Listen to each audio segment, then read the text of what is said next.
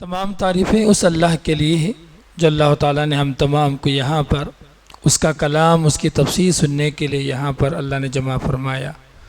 دعا کیجئے کہ اللہ تعالیٰ ہمارے اس بیٹھنے کو قبول فرمائے۔ آج کا جو عنوان ہے، جو موضوع ہے، یہ حضرت ابراہیم و اسماعیل علیہ السلام کے ایک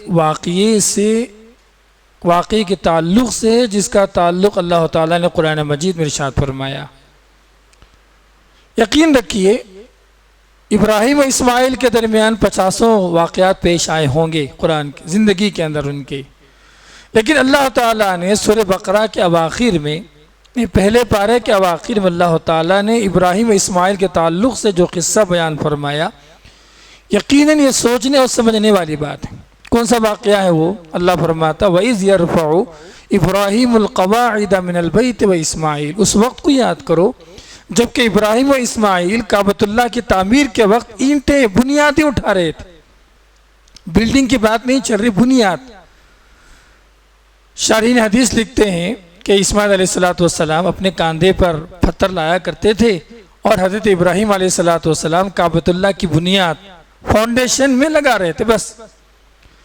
لیکن یاد رکھیں آپ، باپ اور بیٹے دونوں، اسماعیل اور ابراہیم علیہ السلام کے دل میں کیا بات چل رہی تھی؟ دل میں یہ بات چل رہی تھی، یا اللہ تو اس نیکی کو تو قبول کر لے بس۔ نیکی چھوٹی ہو یا بڑی ہو یہ اپنی جگہ پر ہے، لیکن نیکی کا قبول ہونا یہ بہت بڑی بات۔ اسی لیے حضرت ابراہیم اسماعیل علیہ السلام دونوں کہہ رہے تھے، دعا کر رہے تھے، یا اللہ ربنا تقبل منا، اے اللہ تو اس نیکی کی تو قبول فرما لے، تو بڑا سننے والا، تو بڑا جاننے والا۔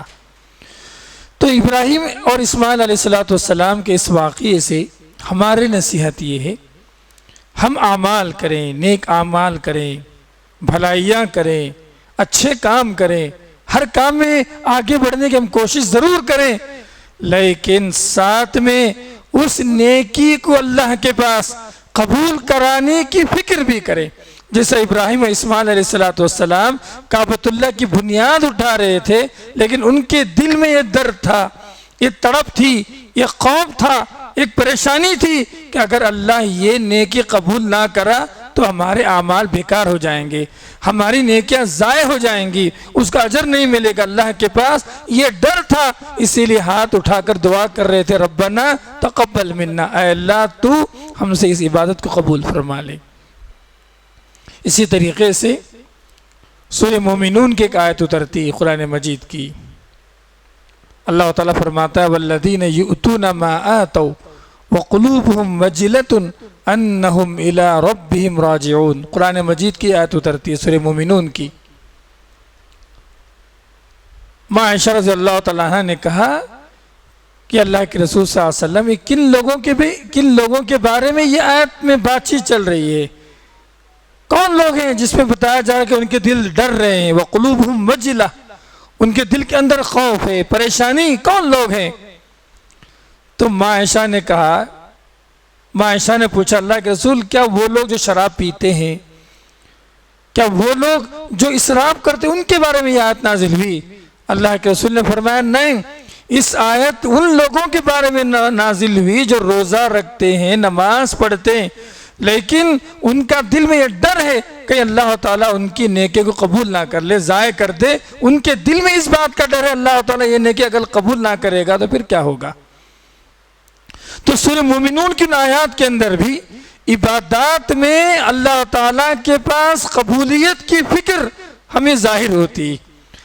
آج دل پہ ہاتھ رکھ کے آپ بتائیں، ہم کتنے لوگ ہیں جو اللہ کے لیے عبادات کرتے ہوں، کچھ وقت نکال کر اللہ سے قبولیت کی دعا کیا، یا اللہ تو اس کو قبول فرما لے، یہ چھوٹی سی نیکی قبول فرما لے۔ کتنے لوگ ہیں بتائیے آپ؟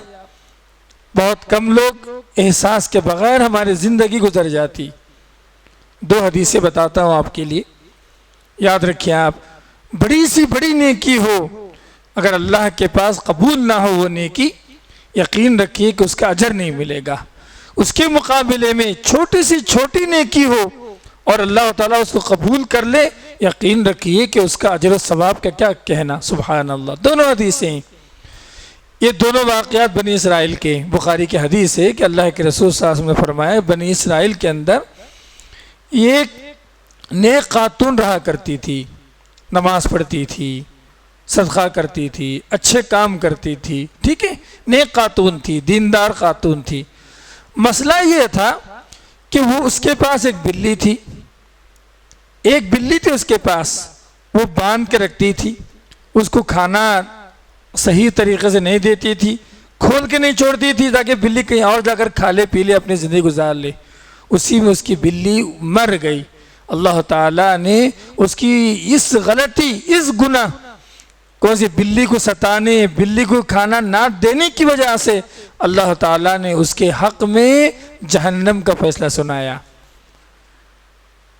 نماز کام نہیں آیا اس کے روزے کام نہیں آئے، عبادتیں بہت تھی، لیکن ایک جو گناہ تھا، ایک جو بڑی غلطی تھی، اللہ تعالیٰ کو ناراض کرنے کے لیے کافی تھی۔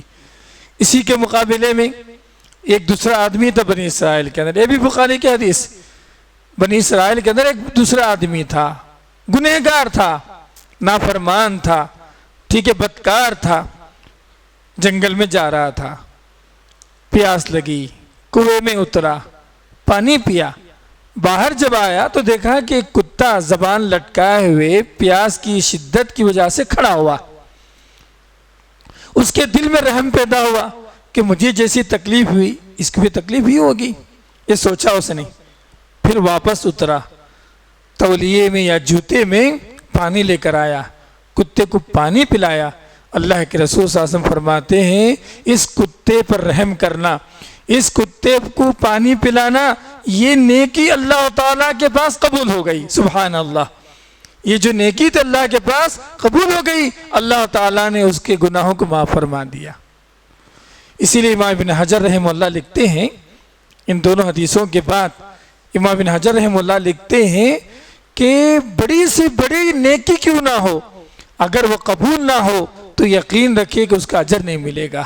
چھوٹی سی چھوٹی نیکی کیوں نہ ہو، اگر وہ قبول ہو جائے یقین رکھیے کہ اس کا ٹھکانہ کہ کیا کہنا، اس کے لیے جنت واجب ہو جائے گی۔ اسی لیے تم نیکیوں کو معمولی نہ سمجھو، اسی طریقے سے گناہوں کو بھی معمولی نہ سمجھو، دونوں برابر، ہر چیز سے ڈرنا ضروری ہے۔ اسی طریقے سے دیکھیں اب چھوٹی سی نیکی کیسے کام آتی۔ بخاری کی حدیث ہے یہ بھی کہ اللہ کے رسول صلی اللہ علیہ وسلم ارشاد فرماتے ہیں کہ ایک آدمی کو ایک درخت کے معاملے میں اللہ تعالیٰ نے جنت میں جو ہے اس کو موقع دیا، جنتی بنا دیا۔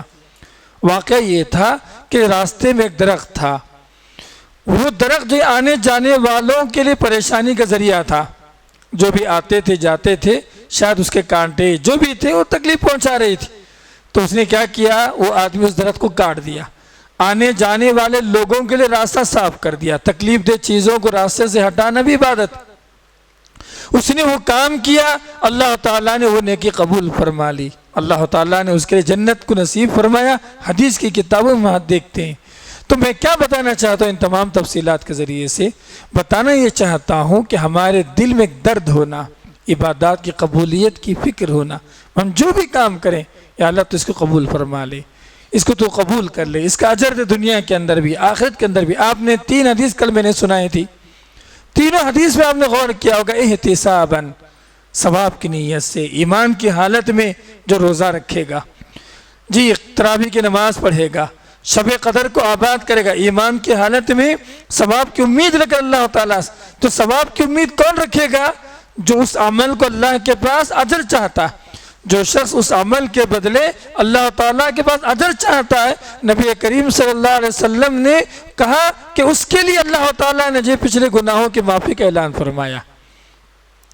تو یہ فکر ہے، آپ جو بھی نیکی کرتے ہیں اللہ کے ساتھ اصرار کریں۔ ابراہیم علیہ السلام کتنے بڑے نبی تھے، اسماعیل علیہ السلام ذبیح اللہ کتنے بڑے نبی تھے، دونوں نبی تھے، باپ بھی نبی تھا، بیٹا بھی نبی تھا، لیکن دونوں جو کام کر رہے تھے ہمارے آج کے حساب سے، سوچئے آپ زمین کے اوپر پتھر جوڑنا، فاؤنڈیشن، اس زمانے کی ٹیکنیک کیا ہوگی؟ آج سے 2000 سال پہلے، 2500 سال پہلے عبارت بنانے کی ٹیکنیک کیا ہوگی؟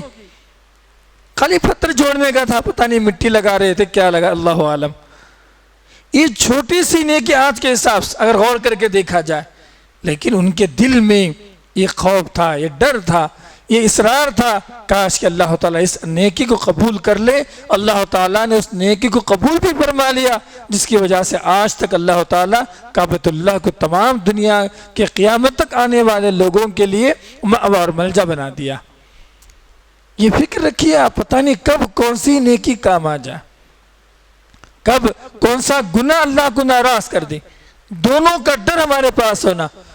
بخاری مسلم کی دونوں حدیثیں میں نے جو سنائی، بلی کے مسجد میں ایک عورت جہنم میں چلے گئی، کتے کو پانی پلانے کی وجہ سے ایک آدمی جنت میں چلا گیا، یہ دونوں حدیثیں میں کیا بتاتی ہیں؟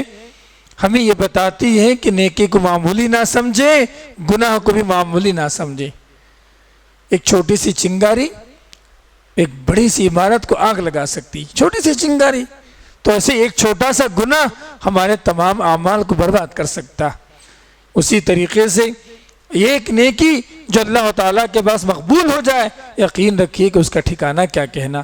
تو اللہ تعالیٰ سے جو ہے یہ بات، ہمیشہ اس بات کا خیال رکھیں، اس بات کا خیال رکھیں کہ اللہ تعالیٰ ہماری عبادتوں کو قبول۔ یہ رمضان کا مہینہ ہے، اس رمضان کے پہلے پارے میں جو نصیحت اور جو بات ہماری زندگی میں آنا ہے، جو آیت میں نے تلاوت کے پہلے پارے کے آخر کی، وہ یہ کہ عبادات کر کے اللہ تعالیٰ کے پاس کیا کریں؟ قبولیت کی دعا کریں۔ اللہ تعالیٰ سے یا اللہ تو اس کو قبول فرما لے، اے اللہ تو اس کی دعا کریں آپ، اس کے لیے جو اللہ تعالیٰ کے پاس جو گڑ گڑائیں، عاجزی کریں، جسے حضرت ابراہیم و اسماعیل علیہ السلام عاجزی و انکساری کیا کرتے تھے۔ اور ایک بات، آخری بات بتانا چاہتا ہوں میں آپ کو کہ عمل کی قبولیت کے لیے دو شرطیں، کوئی بھی نیکی ہو آپ کی، نماز، روزہ، زکوٰۃ، حج، جتنی بھی آپ نیکی کرتے ہیں، آپ عمل کی قبولیت کے لیے دو شرطیں۔ پہلی شرط یہ کہ اخلاص، اللہ کے لیے کرنا۔ پہلی شرط کیا ہے؟ اللہ کے لیے کرنا وہ نیکی۔ اس مشہور حدیث ہے کہ اللہ کے رسول صلی اللہ علیہ وسلم نے فرمایا قیامت کے دن 3 آدمیوں کا فیصلہ ہوگا، ایک عالم ہوگا، ایک شہید ہوگا، ایک مالدار ہوگا۔ یہ تینوں دنیا کے اندر دنیا کمانے کے لیے اپنے آپ کو لگائے رکھے۔ شہید اپنی جان کو، دنیا میں بہت بڑا بہادر ہوں، اس کے لیے اپنے آپ کو جو کیا کر دیا؟ اپنی جان گوا دیا۔ مالدار تھا وہ، میں بڑا مالدار ہوں، بڑا سخی ہوں، اس لیے اس نے پیسے خرچ کیے۔ حافظ قرآن تھا، لوگ اس کی تعریف کریں، اس کی آواز کی تعریف کریں، اس کی تلاوت کی تعریف کریں، ان لوگوں سے شہرت چاہ رہا تھا۔ اللہ کے رسول فرماتے تینوں کا فیصلہ کیا ہوا؟ اللہ کے دربار میں بیچوں بیچ جہنم میں پھینکنے کا ہوا۔ بڑی عبادتیں تھی، جان کو گنوانا کوئی معمولی بات نہیں، مال خرچ کرنا کوئی معمولی بات نہیں، جی اپنے آپ کو اللہ تعالیٰ کے دین اور تلاوت میں لگا رکھنا کوئی بڑی بات، معمولی بات نہیں، بڑی بات۔ لیکن تینوں بڑی عبادتیں اللہ نے قبول نہیں فرمائے۔ کیوں؟ دنیا کی چاہت دل میں تھی، اللہ تعالیٰ قبول، اخلاص نہیں تھا، اللہ تعالیٰ نے تینوں اعمال کو برباد کر دیا، تینوں کو بیچوں بیچ جہنم میں ڈالنے کا فیصلہ سنایا گیا، جیسے کہ حدیث کی کتابوں میں ہم دیکھتے ہیں۔ دوسری بات یہ ہے کہ جو بھی ہم کام کریں وہ نبی کریم صلی اللہ علیہ وسلم کی سنت کے برابر ہونا۔ 4 رکعت نماز پڑھ رہے ہیں عشاء کی، 5 پڑھ لیا، بھائی 1 رکعت اضافہ، تو 1 رکعت اضافہ کرنے سے وہ نماز قبول ہونے والی نہیں ہے آپ کی۔ کیوں؟ اس لیے کہ نبی کریم صلی اللہ علیہ وسلم عشاء کی نماز 5 رکعت نہیں بتائے، 1 رکعت میں 2 سجدہ، 3 سجدہ نہیں بتا اللہ کے رسول صلی اللہ علیہ وسلم۔ تو جو بھی عمل نبی کریم صلی اللہ علیہ وسلم کی سنت کے برابر ہو اسی پر اجر ملے گا۔ تو اسی لیے کہتے ہیں کہ قبولیت اعمال اور نیکی کے قبول ہونے کے لیے 2 شرطیں۔ پہلی شرط یہ کہ وہ نیکی اخلاص کے ساتھ ہو، اللہ کے لیے ہو، اور دوسری بات یہ کہ وہ نیکی نبی کریم صلی اللہ علیہ وسلم کی سنت پر ہو۔ تو آج کا جو مختصر سا خلاصہ یہی ہے۔ آج ہم نے 3 باتیں آپ کو بتائی۔ پہلی بات یہ کہ آپ ہمیشہ ابراہیم و اسماعیل علیہ السلام کی طرح اعمال کی قبولیت کی فکر کریں، دعا کریں، یہ پہلی بات ہو گئی۔ دوسری بات یہ ہے کہ نیکی چھوٹی ہو یا بڑی، اسی طریقے سے گناہ چھوٹا ہو یا بڑا، اس کے بارے میں چوکندہ رہیں، یعنی آپ اس کو معمولی نہ سمجھیں، پتہ نہیں کب اللہ ناراض ہو جائے گناہوں کی وجہ سے، اور کسی اب پتہ نہیں کب کون سی نیکی اللہ کے پاس قبول ہو جائے۔ 2 حدیثوں کی روشنی میں نے بتائی۔ اور آخری بات ہم نے آپ کے سامنے رکھی کہ اعمال کی قبولیت کے لیے 2 شرطیں۔ پہلی شرط یہ اخلاص کے ساتھ اللہ کے لیے کرنا، دنیا کی چاہت نہیں ہونا، میرا نام و نمود نہیں ہونا، پیسہ کمانا مقصود نہیں ہونا، ٹھیک ہے؟ تو اللہ کے لیے کام کرنا، اور وہ عمل نبی کریم صلی اللہ علیہ وسلم کی سنت اور تعلیمات کے برابر ہو۔ اللہ سے دعا کرتا ہوں کہ بولنے والا مجھے، سننے والے ہم تمام کو اللہ تعالیٰ تمام باتوں پر عمل کی توفیق عنایت فرمائے۔ ربنا تقبل منا انك انت السميع العليم وتب علينا انك انت التواب الرحيم سبحانك اللهم وبحمدك اشهد ان لا اله الا انت استغفرك واتوب اليك۔ السلام علیکم ورحمۃ اللہ وبرکاتہ۔